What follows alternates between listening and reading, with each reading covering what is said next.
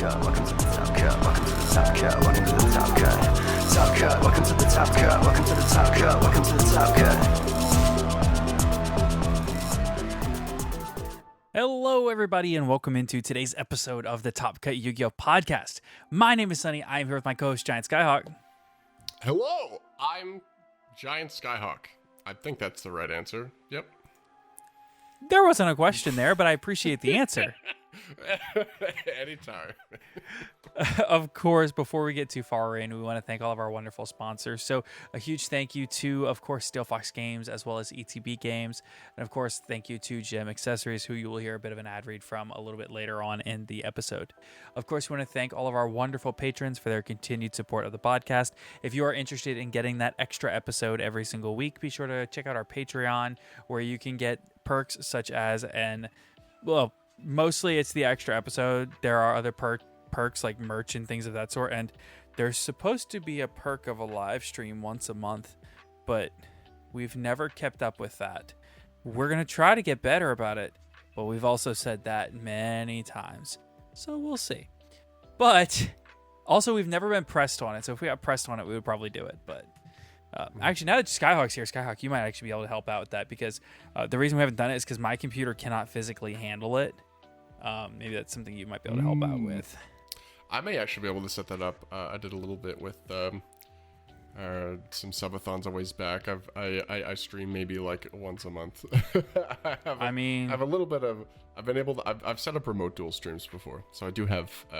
I could probably pull it off if it becomes something that people decide if they want to sign up for the tier, if they want us to live stream some duels or people have been in that tier for over a year now and gotten like one stream, which crashed. So people, make your voices heard. That is true. I will. The stream will be directed by the Patreons. So true. Yeah, that's actually correct. Yeah. I'd say,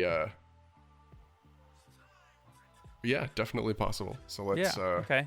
Well, that's something we'll work on actually doing on a fairly consistent basis. Then, also, we can't forget to shout out Dragon Shield. That's where you read my mind. I was actually also, thank you, of course, to Dragon Shield. Be sure to check out our affiliate link in the description down below. I'll be honest, we have an affiliate link for TCG Player as well, but we haven't really been shouting it out because they're doing weird anti-union stuff. So, yeah. But in the meantime, that's exactly my position. Yeah. Yeah. Well, it's like I've made my voice heard on this many times in the past. I'm very pro-union. I always have been. Well, it was weird. I was raised up in like my dad didn't really like unions, whatever. Said they were all like gangsters and mobsters, which to his credit, when he grew up in the 60s and 70s, they were. But, you know, I, as a member of said mobster union, am a big fan of them.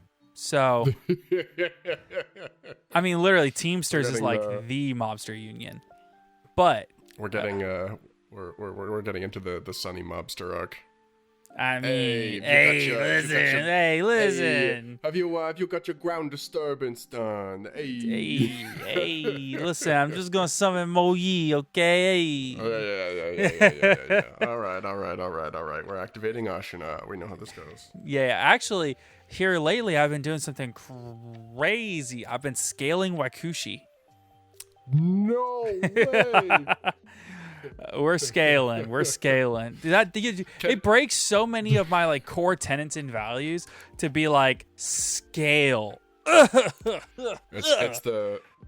the copy pasta, right? Except instead of your best friend, it's catch me at Mo Yi's funeral scaling Prodigy Wakashi.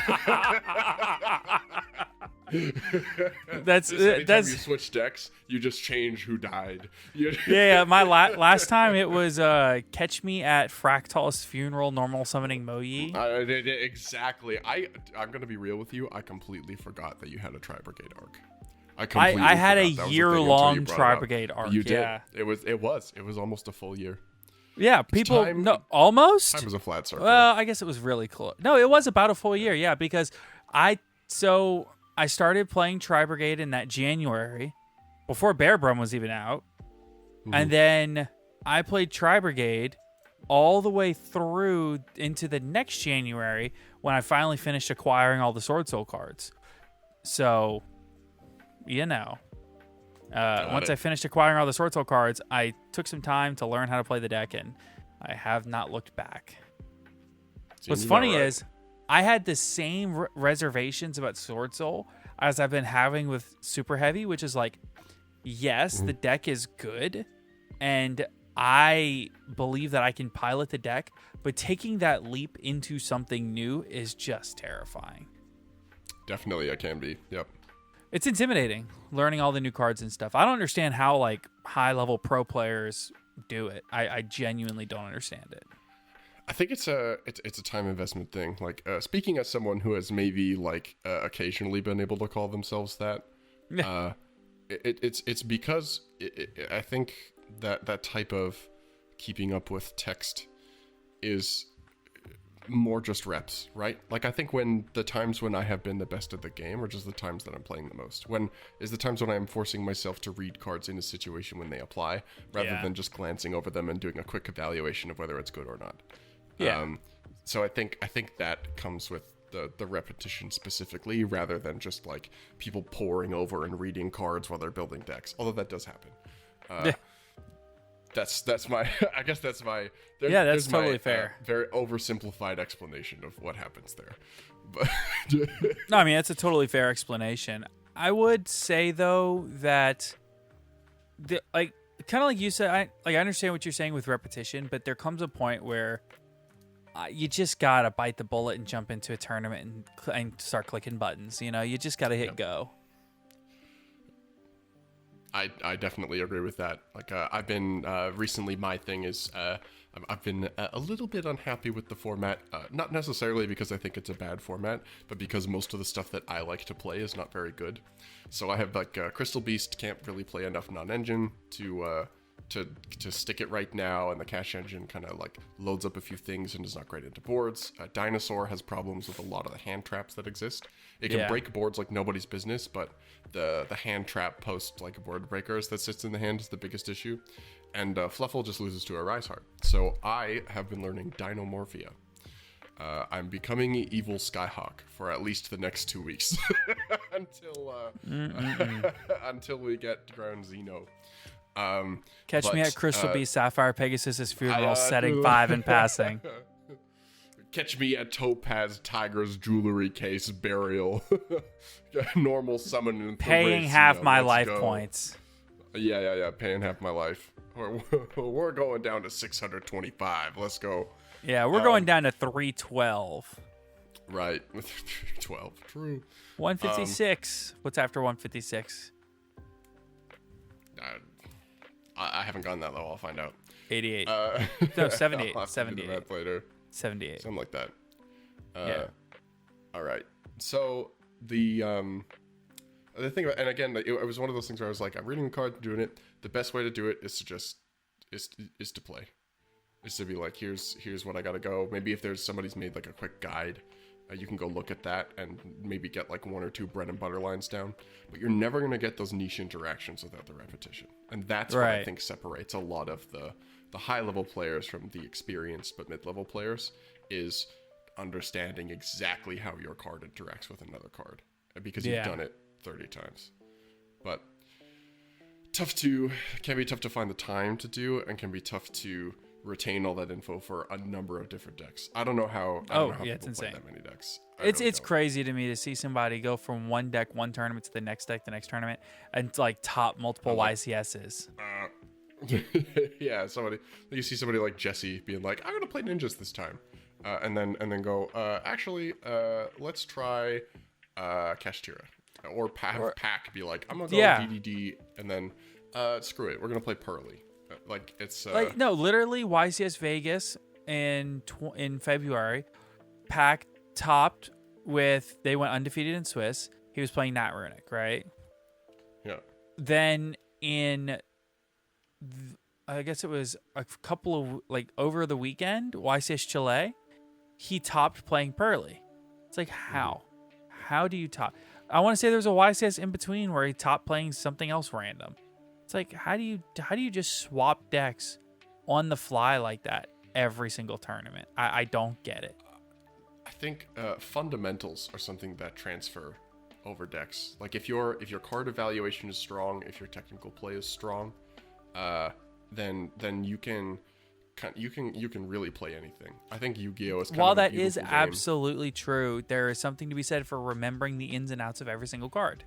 Yes. Yep. So that having that working memory is just a skill that some people have, I guess. It's an asset. It really is. Speaking of assets, boy oh boy, if you pull a Vanquish Soul card, you're gonna have some assets.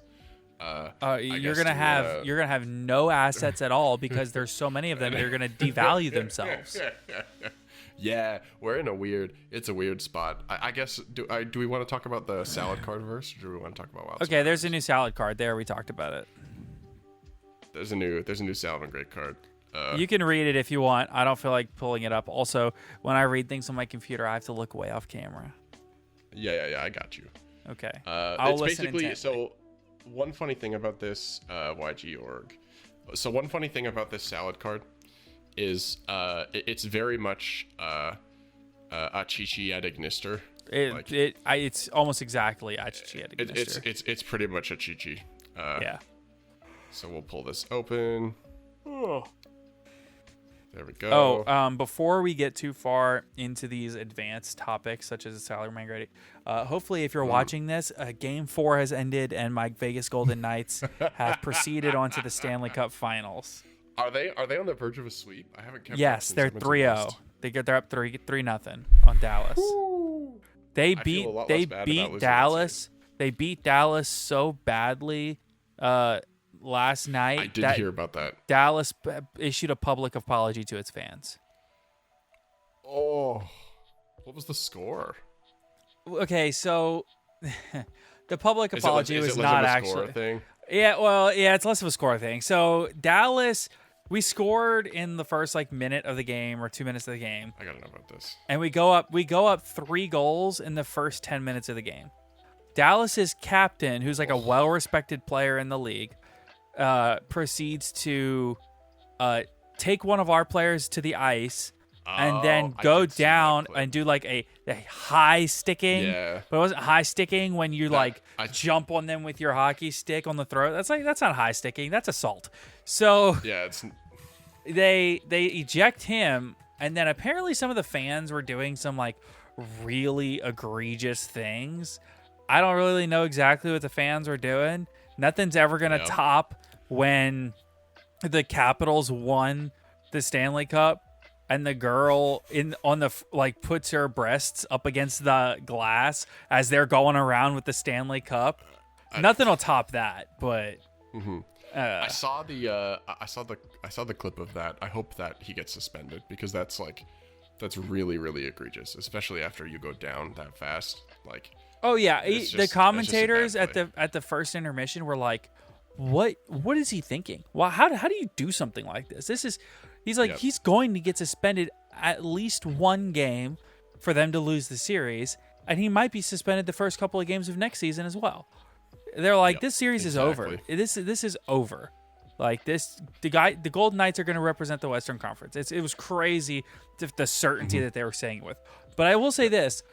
If we don't close it out this game and he comes back from suspension and they backdoor sweep us, I'm going to be so infuriated. It would also be the most sunny sports thing to ever happen, but I would be infuriated because if y'all cannot tell by now, Sonny wants to talk about anything other than Yu-Gi-Oh tonight. You got me. Anything. I got him. I will say this. To be fair, I do hope Vegas closes it out. I do hope they win. I have this series or the whole thing. This series, at least. I'm not decided about the finals. I think Carolina winning would be kind of funny. Well, what's funny to me is every single team that's left in the Final Four is a Southern U.S. team. Yep. None of Canadian. Las Vegas. Was it North or South Carolina? The Hurricanes. Mm-hmm. I don't. Which one is it? Do you know? Wait. Say that again. The Carolina Hurricanes. Are they North or South Carolina? They're just called the Carolina Hurricanes. Yeah, but the Carolina Panthers are in Charlotte, North Carolina. Like, they've got to be in a place. Carolina. Everything is in a place. Stadium. And then the Florida Panthers and the Dallas Stars and the Vegas Knights. So, like... Florida would be funny. They're in North Carolina. Their arena's in Raleigh. Oh, okay. So we're going to be there for Nationals. At least one of us will be. Yeah. You hate me. I know. I know. Anyway. Everybody, join our Patreon if you want to support Giants going to Nationals. Yay! Anyway, shout out to Gary Bettman. Please send us our checks in the mail for talking about your league on our podcast. Honestly. Lord knows if nobody else is going to promote it, we may as well. Mm-hmm. You got it exactly right. Rip Coyotes. Think about this. Okay. We have 4 teams in the Deep South playing in the Stanley Cup Finals where we don't get ice or snow. Whoa, no. Hear me out. 4 teams in the Stanley... Yeah, I don't want to talk about you again tonight. Sue me. So we have 4 teams from the Deep South in the Stanley Cup Finals. Vegas may as well be the Deep South. They're in the southern half of the United States. Yeah. And we can't get the regular season hockey games in our part of the country. Florida, if the Florida Panthers win this, Florida will have at least 3 Stanley Cup titles in the last 6 or 7 years. And we can't get a hockey game. Yeah. We can't get a hockey game. I haven't been able to watch a hockey game outside of the playoffs. It's because they do a lot of local blackouts, yeah. No, it's just because they don't put hockey on TV down here. They just don't do it. They'll play high school football games before they put on a professional hockey game. And that's not a joke. They will put on in this order. Yeah. College football, NFL. Yeah, college football, NFL, high school football, baseball, basketball, then baseball, and then hockey is number 6. It's after high school and Dallas has consistently been one of the best teams in the league for the last 4 or 5 years. Same with Tampa. And Vegas too they're really, really good. I haven't seen but maybe 5 or 6 Stars regular season games on TV. And in the last 5-6 years since I started following hockey, and there has to be nothing else on. No MLB games, no NBA games, no NFL games, no college football games. There has to be nothing on for them to play hockey. And even then they're like, is there a documentary we can play? Any chance we can... Anybody got a 30 for 30 we haven't aired yet?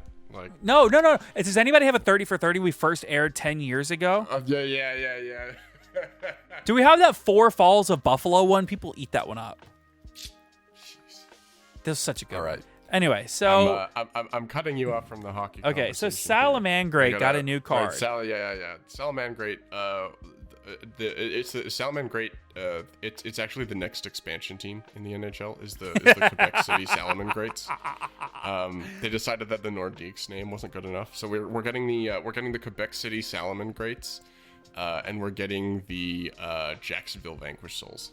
Hey, I have a quick trivia question to all my sports fans in the audience. No, we'll come back to this. Quick trivia question. Right. There are 124 major North American sports teams. So that's between basketball, baseball, hockey, football. 124 total teams. Of those 124 total teams, 11 of them have names that 10 of them have names that do not, either 10 or 11 have names that do not end in an S. Okay?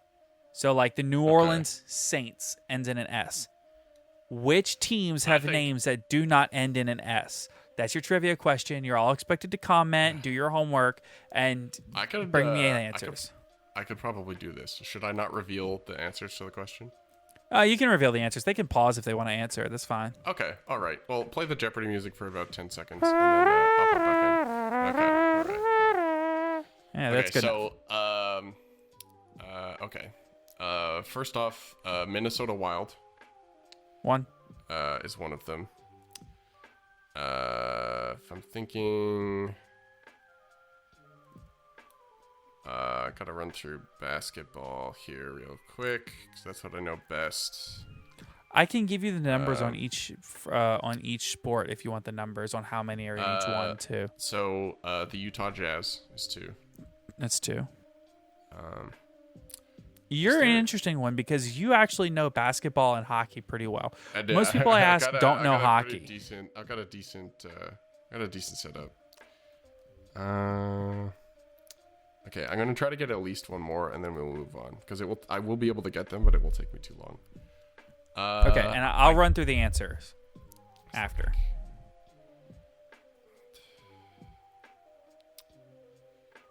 I think all of the Canadian hockey teams have S's at the end. I believe they do. So, is there a team other than the Wild? Oh, the Seattle Kraken. Yeah. Okay. You want me to give them to you?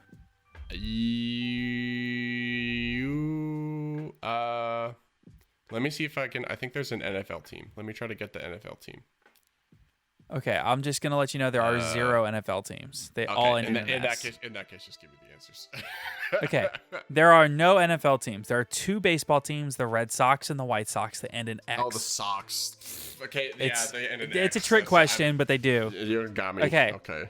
All right. The basketball teams are the Utah Jazz, the Orlando Magic, the Miami Heat, and the Oklahoma City Thunder. Magic Heat Thunder. Yeah. Magic Heat Thunder. And the hockey teams are the Minnesota Wild, the Tampa Bay Lightning, the Colorado Avalanche, and the Seattle Kraken. Oh, I see. I would have gotten the Lightning. I would not have thought of Avalanche. Yeah, because they're bad. They've been bad since the playoffs, 90s or something. I don't know. They won the cup like 2 years ago, didn't they? Did they? That doesn't mean they're good. That means they had one good year. Just because you started watching Golden Knights hockey like last year. No, I started watching their first year. That's where this shirt is from. Their first year. Yeah, so 2 years ago. Cool. No, actually 6. More like 5. 6. 6. Thank you. Okay. All right. Well, we have to get through the entire first half of the show in 6 minutes. So. Okay. Salamangreat. This card is called Salamangreat of Fire. It looks like a Chi-Chi. It's a level 2 Fire Cyberse effect monster. It's 800 attack and defense. RIP Rekindling. Both effects hard once per turn. 1. If this card is normal or special summoned, you can add 1 level 4 or lower Salamangreat monster from your deck to your hand except for itself. Also, you cannot special summon monsters for the rest of the turn except for fire monsters. 2. At the start of the damage step, if your Cyberse monster battles, you can banish this card from your graveyard and destroy that monster you control. Huh? Hey, this card's pretty good. So I think this card is good. It requires a rethinking of the game plan. I think a lot of the discussion that I saw was like, you can't do Baguska or Dweller anymore, you lose access to some generic Cyber stuff, if you summon this going second, you can't make access code. And on one hand, I'm like, yeah, I guess it kind of sucks that you can't reach those game plans, but like, this card is like off of Mirage Stalio, this searches you anything, so it turns a whole bunch of like different options into more advantage. It's another good starter. Foxy relies on seeing something off the top. This does not. This is just an easy way to get Gazelle or any other piece that you might need. It enables a lot of link climbing into the new boss monsters. It enables a lot more consistent setups for both Rage and Roar when you're going first.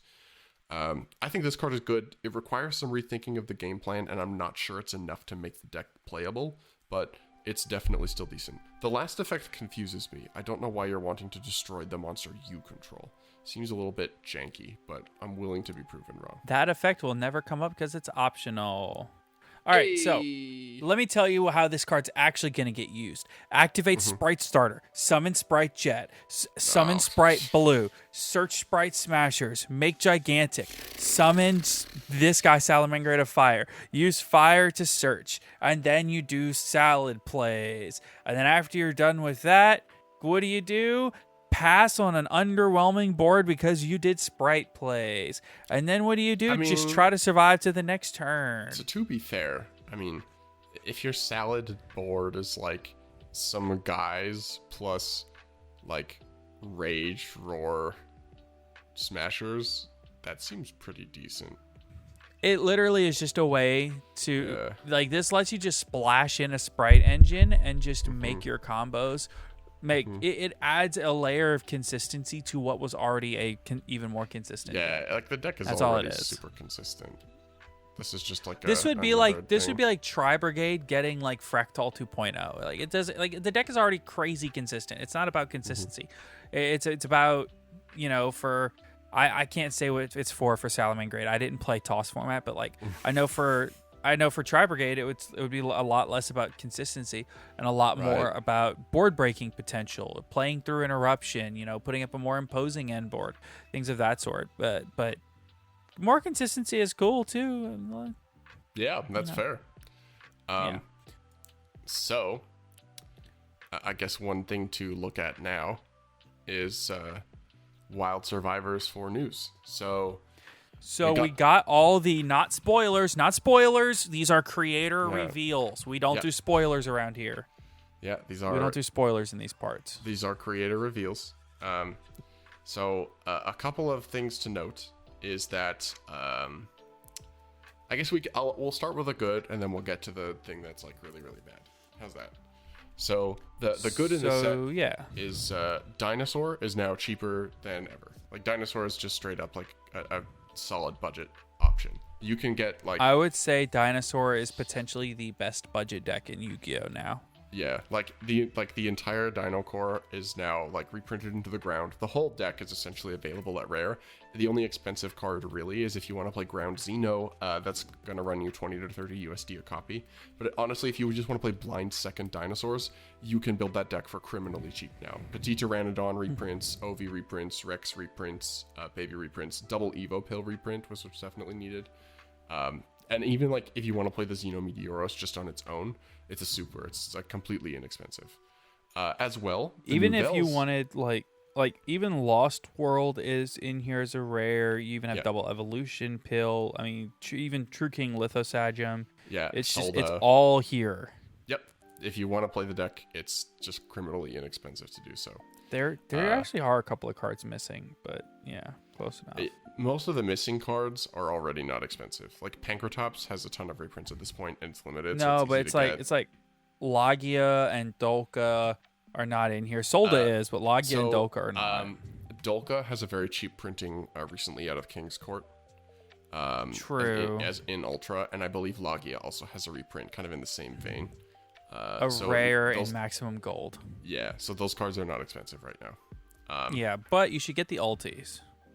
I do have ulti Soldas, and so Dolka doesn't come in ulti, which is very sad. But Logia does. I have a first ulti Logia, and I have some ulti Soldas. Baby. The ulti Logia is probably one of my favorite cards. Yeah. The Nouvelle stuff is very cheap. 2 ultra rares that are not going to be that expensive. A lot of the rest of them are supers. Sick. And the collector's rare choices I'd say are pretty good. As an outside note, generics, I believe the main ones that are generic to pick up, it's Tenki, and there's one other generic that's a collector's. Hungry Burger. What that is. The Hungry Burger. I will say, Hungry Burger collector's rare is maybe the funniest printing of a card of all time. Probably, yeah. So this one that I'm looking at doesn't have it, but I believe I saw that there was going to be a collector's rare Fossil Dig? No. Preparation? At least it's not. I don't think it's confirmed. Fossil Dig is reprinted, but I don't believe it's collector's. Emergency Teleport. Or not Emergency Teleport. Enemy Controller is getting a collector's rare. So is that confirmed? Yep. I believe Oh it is. boy, time to go drop the price of my listing on TCG Player. Yeah, I may need to double check that because it's not in Dual Daddy's post, which is what I'm referencing. All right. But Whoop. so that might not be a thing. Ad so break. ignore me. Hey everybody, Sonny here. I want to take just a moment to tell you about today's sponsor, Gem Accessories. So, of course, Gem Accessories is one of the leading accessory manufacturers in not just Yu-Gi-Oh, but all of TCG accessory design. So, of course, they make some of the most wonderful deck boxes and backpacks in the entire game. But you can also find wonderful products such as they make calculator cases and binders. Personally, the thing that I'm most excited for is their new backpack line. It's called, I think, Luxury. It looks really nice. It's like tan with like a black bottom, and they have a special deck box that's going to go specifically with the bag. So we'll probably put a picture on screen somewhere like around maybe right here, or maybe just like right over my face. The editor can have fun with that. But be sure to check out Gem Accessories. I would download their app if you really want to get all the latest and greatest updates, as well as if they have some overstock, they'll sometimes throw it on the app for a pretty good price, and you can catch quick sales and stuff on there. Also, they have a Discord server, and most importantly, follow them on Twitter. That's where you can get all of the latest and greatest information and updates on all of the products that they have coming out. So again, be sure to follow Gem Accessories on Twitter. There's a link in the description down below to their website with a discount code for first-time purchases. And of course, thank you, and back to the episode. Yeah, so in terms of the other collector's rares in this set, there's some pretty good choices. For the dinosaurs, we've got, at least confirmed, I think there are still a few CRs that we don't know. That is correct. I think we're missing like 4 or 5. Yeah, so Xeno Meteorus, and they've changed it from Meteoros to Meteorus, which is fine. That's Welcome actually not change. too bad. They're calling the Transcendrakes Transcendosaurus, so making them keeping everything in the us side works. And then for the other Miscellaneosaurus, Frostosaurus, which let's be honest, this is just the Frostosaurus archetype. True. Frostosaurus and Megazowler, and Lanspharynchus. Don't go discounting those guys. Yeah, but true. I'm surprised that they didn't get reprints. But anyway, the other collector's rare dinosaurs are Oviraptor, Ultimate Conductor Tyranno, and Animadorned Archosaur. As all a dinosaur wonderful enthusiast, picks. I personally would have preferred Archosaur be Miscellaneosaurus or Lost World, but I do understand not wanting to give Misk the treatment because it's a card that in a future universe could end up being banned someday, and I don't know if they want to give a CR to a card that's limited in order to help sell the set. And I would have really liked Lost World because I think that card needs an upgrade. It's only got a super right now. But I will say Animadorned Archosaur is the jewel beast, so giving it the bling rarity is kind of on brand. Yeah, so I've this kind of is come around to that as the pick. This is going to fall into one of those decks that, while it's like Volcanic, right? Like I want to get Secret First Ed Volcanic Rockets for no reason other than the pure just like I just want them. They're pretty, you know. I want to play Volcanic Runic. I saw it at MVC's 10-minute testing. The deck looks sick, but I acknowledge it probably won't be that great. I feel the same way about Dinosaur, except I think they're actually going to be good. I just want, like, CR everything. I just want, let me spend the money. I just, CR Archosaur is going to look so good. Yeah. It's kind of wonky because I think the secret rare printing out of Eternity Code is already gorgeous. Oh, it is. It for sure is. It's but wonderful. The CR, I can't wait to see the CR in person because I will be getting them. And then for the other CRs that we know for sure, Stake Your Soul is a collector's rare, and I believe the big level 8 Vanquish Soul guy is also a collector's. Then Caesar Valius. So of the new Vel cards, two of the recipes are, so the field spell and then one of the recipes is a collector's rare. Chef special recipe. Yeah, and then the counter trap card is also a collector's rare. And of course the Hungry Burger. The Hungry Burger collectors is so good. Now I will say, if one of the reveals is hamburger recipe, I will die laughing. Collector's rare hamburger recipe would actually be funnier than collector's rare Hungry Burger. But honestly, it would be. Honestly, I would honestly be really happy with a super rare hamburger recipe, but it's already confirmed rare. So Yeah, it's just a regular rare. Yeah. So the weird thing is, with 1 ultra rare confirmed for Dinosaur in Ground Xeno, and 2 ultra rares confirmed for Nouvelles in the form of 2 of the rituals,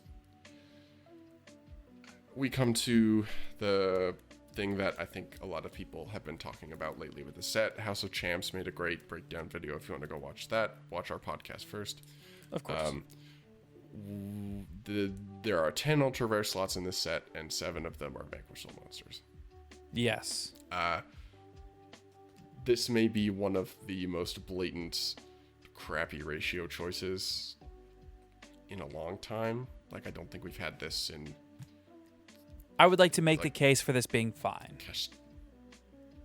All right, I'm interested. Let me hear your thoughts. I think that this presents a unique opportunity for a deck that is underhyped. Vanquish Soul is not that great. It's not even the best deck in this set. So... I don't know about that. No, the Dino is a better deck. You can build the entire Dino deck out of this set, basically, and it is better than Vanquish Soul. By a lot. So, by not loading the Dino deck up in rares, or by not loading it up in ultra rares, and by not loading up the Nouvelles archetype in ultra rares, I think that you make those decks eminently affordable. And Vanquish Soul is, well, yes, it is playable. I wouldn't call it great.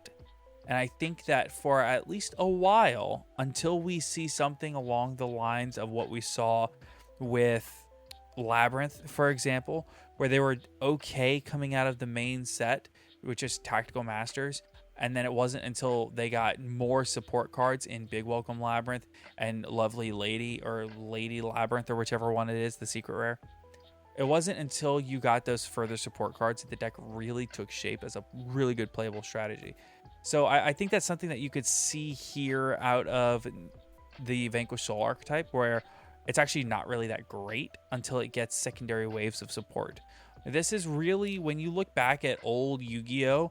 And you see things like you had Cosmo and you had, think about these old decks that would get waves and core sets over time, right?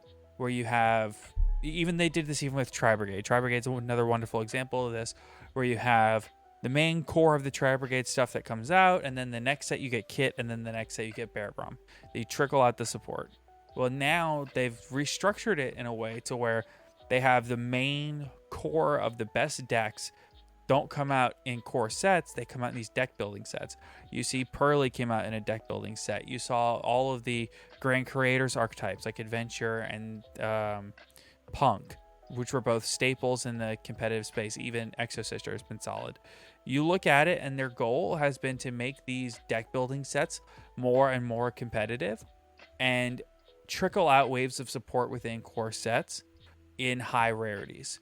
So when you look at something like Vanquish Soul, the deck is fine, sure, but you're going to have an opportunity to pick these cards up. And realistically, even with 7 ultra rares, these are not all going to be $40 a piece. You're going to have some that are $25, $30, sure, and the vast majority of them are going to be $5, $3, $2, And realistically, you might have three cards that are, one's going to be about $30, one's going to be about $20, $22, one's going to be around like $8 to $10 once all the prices settle, and everything else is going to be really cheap. And that's if the deck is competitive. So I think that people are very upset about having this many ultra rares, but you have to remember that this waters down the pool significantly to where when you go to buy a box, you could pull 3 Vanquish Soul ultra rares no problem and still get all the other cards you want at your low rarities. The amount of Vanquish Soul ultras that are going to be pulled are going to by nature devalue a lot of them. I really don't think it's going to be quite as bad to build this deck as people are anticipating, especially considering the deck on release is not going to be that great. So, all right. I know that sounds crazy, and I'm not trying to like necessarily defend Konami on everything they do because I usually don't, but I don't think this is as egregious as people are making it out to be. All right. I'm gonna come in and roast you for this take because I completely disagree. Okay. So get out the smoke machines, get out the flashing lights, because I'm about to take this man down. Okay. So, I think that's like unbelievable cope. You bring up Labyrinth as an example, and I actually think that's a perfect example of the opposite argument. A lot of the Labyrinth stuff was cheap until the deck, like, people realized that the deck was good, but then it became like comically expensive to play. Welcome Labyrinth at one point was like a $50 card, then it had absolutely no right to fetch that kind of a price tag. I think we're going to see the same thing with Vanquish Soul. And Labyrinth again is a perfect example of this. We're taking a deck that has been playable, but is probably never going to break that tier 1 status, but as soon as something comes out to make it even like tier 2 or even on a rogue level, people are going to start to want to pick it up. The problem with making all of them ultra rares is that you create a situation where even if on release it gives people a chance to get them, people are still priced out of the format. We make these assumptions about prices of decks based on people who are constantly in the game. Like, I think your initial analysis of this is correct. It's that on release, these cards are not going to be as expensive because there's a wide variety of them and they're going to be down. It's still going to be too expensive to build the deck, but it's not going to be like Kashtira was on release, right? Again, because it's in a side set. The problem with doing it this way is that as soon as that extra support comes out, this stuff balloons in price to the point where it becomes unaffordable to almost anybody who wants to play it. We literally have a perfect example of this from the last time this happened. Take a look at the Pearly cards in Amazing Defenders. On release, they were not very good. We released the support in main sets over the next 2 sets. Suddenly, the cards are ridiculously expensive. It now costs you like $40 a copy for all of the individual ultra rares that you have to pay 3 of. That is going to happen with this set. Okay, let's back up and look at let's look at Purely. Purely is a wonderful example. Let me finish. I gave you like 3 minutes. Let me finish my argument here. Okay, go ahead. Your other point is that putting Vanquish Soul up here means that you're getting the cores for all of the other decks. If you spread out the ultra rares, you're spreading out the cost of this, right? If one ultra rare ends up being like a lot more expensive for Vanquish Soul, I think that ends up being fine in the long term because that's just one playset of a card you have to get, right? And then the rest of the core ends up being cheap. When you spread it out this way, you make like a huge risk for a lot of those cards getting way more expensive, especially because a lot of these cards are cards you have to play 3 of. The main starters are ultra rare. The boss monster, which you might play at 2, is ultra rare. The Link monster, which you have to play 3 of, is an ultra rare. And these are like the strong. It's not like they're like picking and choosing different cards of different rarities. These are the strongest cards in the deck, and even like the weaker cards in the deck that you play less of are at ultra. So I don't know. I just think I think you're being wildly optimistic about where this ends up price wise. And in the OCG, this deck is putting up results. Like, it won a massive tournament in Hong Kong like a week ago. It's consistent. It's not the best deck in the format, but it's consistently topping, and it's a mid-range deck that the style of play has historically been popular over time. See toss format and salad, like we talked about earlier. So you feel free to rebuke me, but I think you're horribly wrong about this. I think it's bad. I don't think that this is a deck that will be as good as Purely, and I don't think Purely is the best deck of this format. I don't think it's in the top 3. That's exactly my point. This deck will be even worse. Even it doesn't worse. Matter. It's going to be at the same level as Labyrinth was, and that Labyrinth only had the 1 card that ended up getting comically expensive. This one has like 6 cards that could become comically expensive. Labyrinth had 5 ultra rares in that set. Yeah, and the only one that got like crazy expensive was the Welcome Labyrinth, because that was like because the other cards you often actually played at less copies. Welcome Labyrinth was the one that you played at multiples. This is like if you look at a lot of lab lists, the big ladies you play more of, but they cut down on the level 4s over time. This is like you have to play all the cards here at 3, like at least most of them, right? So I guess I look at it in a similar way that I look at, say, the Adventure Engine, where yes, Rite of Aramasir was a $40 card, but Water Enchantress steadily dropped over and over until she's $10-$12, because of, various things, meta shifts, whatever, but she hasn't had a real reprint either. I mean, she hasn't OTS Ulti, sure, but that's a card that over time falls. These Ultras fall over time. They always do. That has so much more to do with both expected. So the engine never really ended up getting hit on the ban list, but the decks surrounding it did. That price drop has a lot more to do with seeing less play than it did at the time that it was expensive and expected like ban list / rotation. That's not something that's going to happen with Vanquish Soul like anytime in the next probably 3 to 6 months, especially because we know more support is coming. I just sure. don't think it's Then we can go back to expectation. Labyrinth. Even then, we can go back to Labyrinth. Even when you had Labyrinth, where Welcome Labyrinth was a $50 card, you had the ultra rare lady out of the same set. She was like a $10 card. Even when you had Ariana, whichever one there's the 3 of normal summon that searches, she at most got up to $30. And I understand, yes, when you add up these cards, $50 here, $30 here, $10 here, they add up. But past that, the rest of the deck gets really cheap because you spread out your expected value of the set over X amount of cards. You only have so many cards that are expensive. Yes, even if they're good, even if you play 3 of them, you spread out the expected value of the set. I mean, look at Sword Soul. Sword Soul was an incredibly high rarity deck. You have multiple secrets, you have multiple ultras, and Long One was a $1 card. When you put so much of a deck at high rarity, it won't all be that high price. Some of it will fall to $1 and $2. It's just the nature of how it goes, even if it's a 3 of.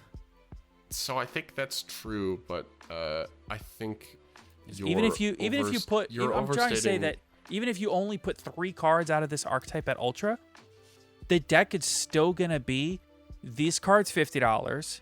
Okay, it's gonna be $50 anyway. Except now it might be $40 because this other card you needed that would have been a super is an ultra now. So maybe the card's $40 instead of $50, and that card instead of 10 cents is $2. But really, your value is going to work out close to the same. Whereas your second card, okay, it's also an ultra. Well, it also would have been an ultra anyway, and it's still going to be about $30. Your third card, it would have been an ultra regardless, and it's about going to be about $15. I just think you're going to have 3 to 4 ultras regardless. So having this many, it's not really going to change that much about the actual overall endpoint price of the archetype. Maybe, but the overall endpoint price of the archetype is still way too high. This is maybe it's always going to be too high. You have 10 ultras in a 60 card set. It's always going to be too high.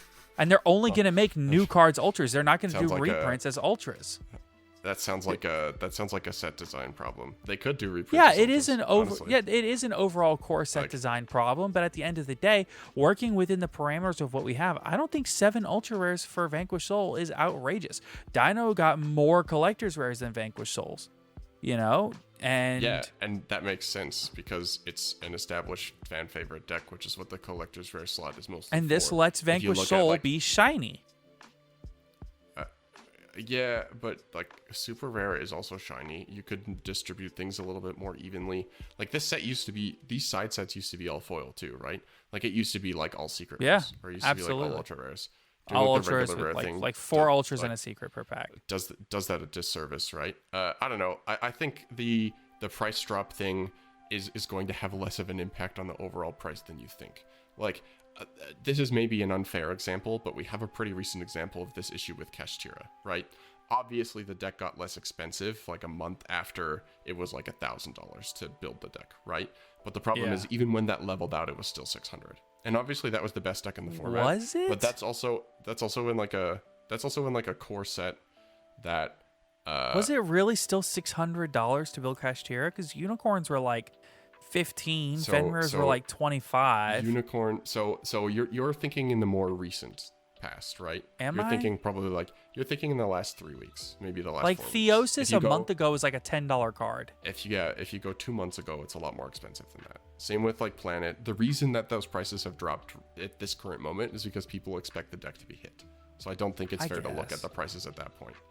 Even a month ago, like Theosis was like a $30 card or a $10 card, $30 for a set. You have to look 2 months ago. I think we forget how long ago Kashtira released. Yeah, I guess that's true. I still think that like everybody's like begging for a ban list, and I'm like, we're really not that far off of the normal timeline. Right. Like we're still within standard timeline. So let us I don't know in the comments who you agree with on this episode of Top Cut Smackdown. This could be an entire episode of deck debate. Like I think the way that we do this is we say, okay, we're gonna look at the prices of these cards. I think at a Duelist Nexus release would be the best place to look. At Duelist Nexus release, we'll look at the prices of these cards and we'll see who was right. Yeah, that's fine. All right, I'm in. What's the over under? How much are we gonna say the core needs to be for me to be right? Like, okay, so if the entire core out of this set is under, say, $350 American, I think that's a pretty fair spot to put it. So $350 sounds good to me, because I think Gamer's Choice or Tier Zero's pre-orders for the core was $400 USD. So if we say $350 USD, I think that's fair, because I think it may drop like maybe the week on release, but I think it gets more expensive later once people realize that it's playable. Plus, if they're gonna get a wave of support out of Duelist Nexus, if there's a time for it to go way up, it's going to be Duelist Nexus. Yeah. So we could say maybe we set like 2 different spots. We say 350, like close to Duelist Nexus release, and then like 2 months post Duelist Nexus release. I think that we should do 6 weeks post. What's this set called? So 6 weeks post Wild Survivors, and then 6 weeks post Duelist Nexus. No, and then on Duelist Nexus release. And then on Duelist Nexus. Okay. Yeah. Let's do it. Over under 350, locked in. Yeah, I'm under locked in. It's no contest. It's easy peasy. In fact, I think 6 weeks post Wild Survivor, the entire deck core will be like closer to 250. I think there's no way. I think that's just not going to happen.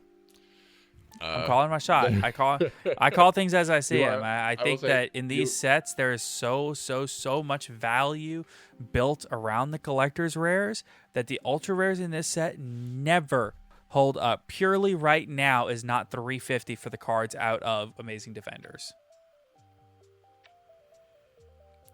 Literally. I think there are other factors surrounding that price change, though. Like, I think rounding up $40 times 3 is 120, and then you have 90, and then 65.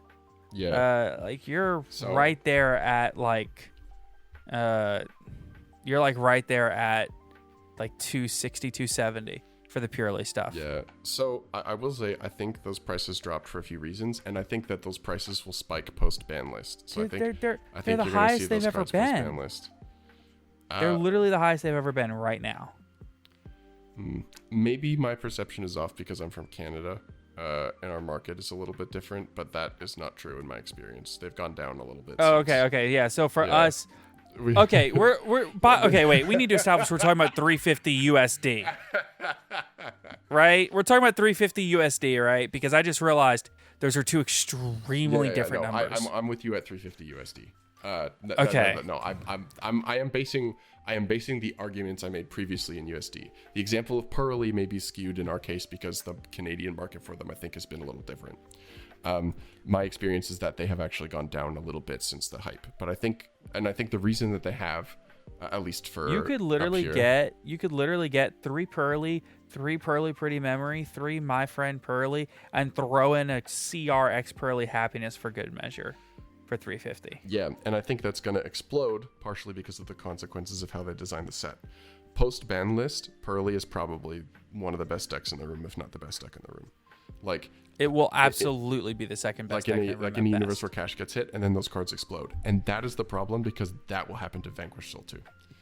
That's like the cash. I don't see a world where Vanquish Soul becomes the best deck in the room. It won't be, but it will be the 4th, and because it's the 4th and it's not Pearly or super heavy, people are going to want to play it. I don't think post-release it's the 4th best deck in the room. Not post-release. I don't think post-ban list. I don't think after not this ban list but the next ban list, after it's had a wave or two of support, Yeah. I still don't think it's going to be a top 3 deck. Okay. At all. I agree with you. Also, on release of this set, Vanquish Soul is a better deck than Dinosaur. I'm saying this as a Dinosaur stan. Unless we get Misk to 2, Vanquish Soul is just a better deck. Even with Ground Xeno in the picture as an extender, it doesn't have the juice to compete with all the hand traps that exist in the format. Scrap Raptor is the most searchable card in the entire game of Yu-Gi-Oh! Continue. Scrap Raptor is bad and you shouldn't play it. What? Yes, no. If you want to top on Dinosaur this format, you shouldn't be playing Scrap Raptor unless you're doing the FTK. Holy. But no, Scrap Raptor is actively bad. It means that you have to play a lot less non-engine. Now that Ground Xeno is out, it's just unnecessary to raise your ceiling. Ground Xeno and Meteoros are just better cards. You'd rather have the spots for non-engine. It's like Lithosogym, also bad. You shouldn't be playing Lithosogym this format. Well, I can understand not playing Lithosogym, but Scrap Raptor seems like such a core, integral part of the deck. No, the working theory for ages is that unless you're doing the FDK, there's no reason to play Scrap Raptor. It's just unnecessary. Wow. I never would have thought. I just assumed that was the thing. Wow. Well, we have a couple of things that we need to get to before we wrap up the episode. This episode is almost completely over, even though we had an entire section that we just are no longer doing. True. Hockey and market talk got us too deep. Yeah, for sure. So we have our poll of the week from our Discord server. If you want to participate in these polls, you can always be sure to go ahead and join our Discord server. There is a link in the description down below. So what is your favorite Harry Potter movie or book? Obviously, the choices are all 7 of the movies. Skyhawk, I would love to hear your choice here. I would love to hear yours. My choice is that I am not a big fan of J.K. Rowling. And understandable. My I would say my favorite Daniel Radcliffe movie is the one where he's Horns is pretty good. I really like Horns, and I think Daniel Radcliffe is also fantastic. I can't remember what it's called. He plays like a dead body that people haul around. So it might be called Raft or something. Interesting. But that movie is fantastic. If you watch, definitely watch Daniel Radcliffe's he's been kind of just free to do whatever he wants. So the indie movie season are all very funny. So I'd say, yeah, well, he's made so much money off of Harry Potter that he can just do nothing for the rest of his life and still be rich. I guess my response is screw J.K. Rowling, but also if you enjoyed the books as a kid, that's okay. I watched a lot of the movies, and Daniel Radcliffe rocks. So I can very much agree with what you're saying there and screw J.K. Rowling, but for the purposes of actually answering the question, I'll just say my favorite one was Prisoner of Azkaban. That movie was good. I will give you that. Yeah. I like Prisoner of Azkaban because the director that they got for that movie, who did not direct any of the other movies, did a wonderful job. Got that unique style. Dude, he does. No, seriously, he changed the entire way that entire series was dealt with by a lot. So. All right, well, let's go ahead and thank all of our wonderful patrons. So a huge thank you, of course, to Despian Uwu Walilith. I like that. All right. Like the little U's and a W. Uwu. Mm-hmm. Yeah. Okay. I'll make sure I get that right. I'll make sure I get that right in the edit. That deserves the attention. Yeah. Kane Martin, Zyphorus. This is my favorite. Our Canadians Nickelback. You need to keep this one for a month. I need to hear him say this every single time. It wasn't. No, I enjoy this name. I like this name. Not our Nickelback Canadians. Our Canadians Nickelback. You tell me. I don't know. Cards Goetia, Earth Machine, Vest Deck, Epi. Has anyone actually read Toy Vendor? HGH Cyber, John Lil, Monstertron, Mountain Man. No ban list is a floodgate. That's true. Get out the chart. No ban list. Where does it fall? Oatmeal Spaghetti, Owen Alvarado, Seto Kawaiba, Silver Hope, Unbanned Number 95, Konami, Understanding and Reading are 2 different things. Virtually Savior's World, Rogue and Tier 2 are the polite terms for bad deck. Aaron Gardner, Asami, Ashless Cheps, Atsuyo, Simp at the Silver Castle, Blackwing Silverwind, the Ascendant is the best floodgate. Box Wine, come on and get your game on. Duty Booty, Dragon Maidenless Behavior, Dragon Maid Stunzeed. I'm about to Rika Glamour Tribute for Cross D's Plant Nuts in Your Mouth. Cam the Hot. Wait, hold on, it changed. Cam, the Team Dad Rekindler. Let's go. Yo. Old Man Red, pin code 143 and slaking it up. For context, Cam is one of the teammates that was on my Yu-Gi-Oh team, which was Team Dad or Team Darkarm Dealings. And I've recently rekindled his joy of the game, or at least enough to where he's going to start going to regionals with me again, which I'm very thankful for because now I'm not going alone. So that's a W. With all that said, thank you all. Yeah, huge W, even though I'm basically sponsoring him by giving him every card he needs. So with that said, thank you all for your continued support of the podcast. Again, if you're interested in getting that extra episode, be sure to check out our Patreon. Everybody in the $5 and up tier gets the extra episode. Everybody in the $1 and up tier gets their name in the podcast. So with that said, thank you all so much for your continued support of the podcast. And until next time, have a great weekend, everybody. Catch you on the flip side.